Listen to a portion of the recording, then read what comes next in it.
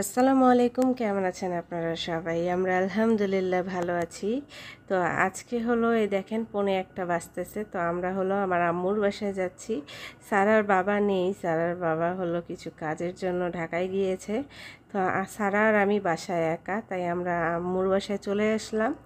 আর এই দেখেন মৃত্তিকা বুড়ি এসেছে আমার আম্মুর বাসায়, মানে আমার আন্টিরা এসেছে। তো মৃত্তিকা বুড়ি এসে দেখি যে ও ঘুমাচ্ছে, আর মাশাআল্লাহ হাতে দেখেন কত সুন্দর চুড়ি পরে এসেছে। তো এসে ভাবলাম তাকে একটু কোলে নিব, তো দেখি যে ও ঘুমাচ্ছে। আর জানেন এখন বড় হচ্ছে, তাই হলো ও এখন আর কারো কাছে আসতে চায় না। তো অনেক কষ্টে আমার মেয়ে সারা ওকে নিয়েছে। তারপরেও ও হচ্ছে মাঝে মধ্যে কান্না করছিল, থাকবে না, ওর আম্মুর কাছে যাবে।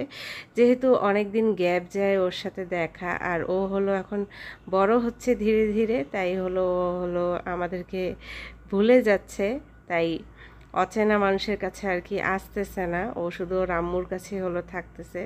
তারপরও ওর সাথে আমরা একটু ভিডিও করলাম। তারপর আমার মেয়ে তো মৃত্তিকাকে অনেক ভালোবাসে, সব সময় শুধু মৃত্তিকার কথা বলে।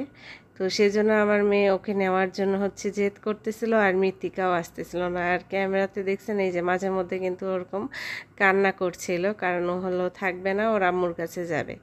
তো আমার মেয়েও ছোট, ও বুঝে না, তাই ও ওকে নেওয়ার জন্য জেদ করে। আর এই দেখেন একটু করে নিচ্ছে, আবার আমাকে দিয়ে দিচ্ছে। আর এই দেখেন মৃত্তিকা কান্না করছিল, থাকবে না, ওর আম্মুর কাছে যাবে। তো কিছুক্ষণ পর ও হলো আমাদের কাছে একটু সেটেল হয়েছে, যেহেতু কিছুক্ষণ থাকার পর আমাদেরকে দেখলো, চিনলো, তাই ও আমাদের কাছে এখন সেটেল হয়ে গিয়েছে। আর এই দেখেন নিজে নিজে ভাত খাবে, তাকে ভাত খাওয়াই দিচ্ছিল। তো সে খাবে না, নিজে নিজে খাবে। আর মাশাল্লাহ এতটুকু বাচ্চাও দেখেন, আমি যে বলতেছি মৃত্তিকা আমাকে খাওয়াই দাও, করছি, আর ও কিন্তু ওই যে খাওয়াই দিচ্ছে। এই দেখেন আমার মেয়েও কিন্তু করছে, আর ওকে খাওয়াই দিচ্ছে। এতটুকু বাচ্চা কি বুঝে বলেন যে করলে খাওয়াই দিতে হয়। তো আমার ভাবি এদিকে রান্না বান্না করছিল। তো এটা হলো পটলের চোচা ভাজতেছিল, ভর্তা করবে দেখে। আর এই যে ব্রয়লার মুরগি রান্না করেছে। তো রান্না প্রায় শেষ। এটা হলো আলু আর পটলের চচ্চড়ি। তো শুধু পটলের চোচার ভর্তাটা করলেই হলো রান্না শেষ। তো তারপরে আমরা এখানে বসে সবাই মিলে গল্প করছিলাম, আর আমার আম্মু ভর্তা করতেছিল পটলের চোচার। আর এই যে মাহাতি, আমি যখন বাসায় ঢুকি তখন ও আসে, সাথে সাথে আমাকে জড়ায় ধরে, কারণ ও অনেক ভালোবাসে আমাদেরকে। Baka baka ya ya baka baka ya ya baka baka ya ya baka baka ya ya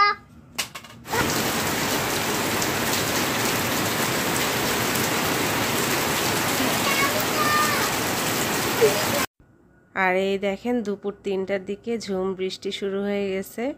আর বৃষ্টিটা কিন্তু ভালোই জোরে হচ্ছিল। আর বৃষ্টির শব্দ টিনের চালের উপর যখন পড়ে না, তখন সেই শব্দটা শুনতে কিন্তু অনেক ভালো লাগে।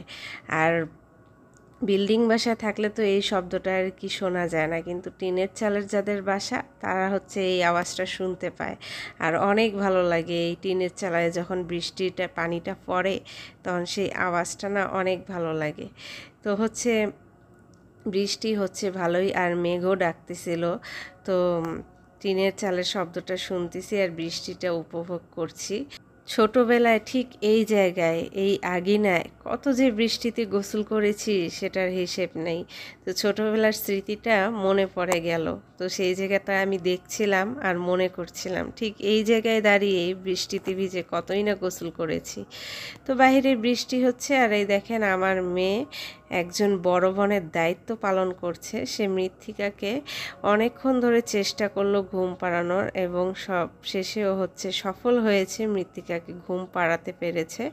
আর সন্ধ্যার সময় এই যে আম্মু নাস্তা রেডি করছিল, আর এটা কিন্তু আমার বড় আন্টি দুধ গরম করছে, আর আম্মু সেদিকে সেমাই ভেজে রেখে দিয়েছে। তো সেমাই রান্না করছে, বাচ্চারা যেহেতু আছে তো সবাই নাস্তা করবে, সেজন্য সেমাই রান্না করছে। তারপর মুড়ি মাখিয়েছিল, চা করেছিল। আর এই যে মৃত্তিকা বুড়ি, তাকে আমি খাওয়াই দিচ্ছি, যেহেতু তার খালামণি হয়ে। তো তাকে হলো নুডলস খাওয়াই দিচ্ছিলাম। আমি তো প্রথমে ভেবেছিলাম যে সে আমার কাছে খাবে না, তারপরে দেখি যে না, ও হচ্ছে আমার কাছে খাচ্ছে। তো যেহেতু চিনতে পেরেছে, সারাদিন ছিল আমার সাথে, তো সেজন্য এতক্ষণে চিনে ফেলছে, তাই কোনো বিরক্ত করেনি। আমি যখন তাকে কোলে নিচ্ছিলাম, সেও হলো আসতেছিল আমার কোলে। তো সারাদিন অনেক ভালোই কাটলো, শুধু আমার হাজব্যান্ডকে অনেক মিস করেছি। তো আজকের ভিডিওটি এখানেই শেষ করছি। সবাই ভালো থাকবেন, আমাদের জন্য সবাই দোয়া করবেন। আল্লাহ হাফেজ।